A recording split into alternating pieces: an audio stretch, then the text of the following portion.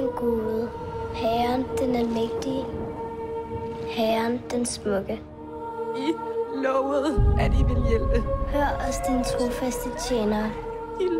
I lovede det. Dine evige tjenere, dine udvalgte. Du har halvdelen af dit liv tilbage, og du har aldrig reageret op. Tænker du aldrig over livets mysterier? Nej.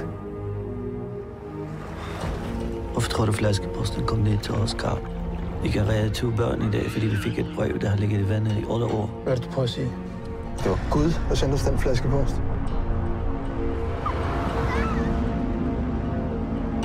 Han kører en eller anden sygeleje med de her familier. Han lærer dem at kende over flere år. Tager deres børn. Hvad er det, vi har at gøre med her? Et barn forsvinder. Forældrene siger ikke noget. Ikke til nogen som helst. Det skulle da mærke. De andre børns forældre, de har ladet ham slippe afsted med det, uden at sige et ord til nogen. Fordi de troede mere på Gud, end de troede på politiet. Så nu spørger jeg dig lige en gang til. Kan du leve med, at du intet har gjort for at redde dine børns liv, hva'? I skal ikke blande jer! Han er ikke kidnapper. Han er seriemorder. Frels. Jo, vi frelser os.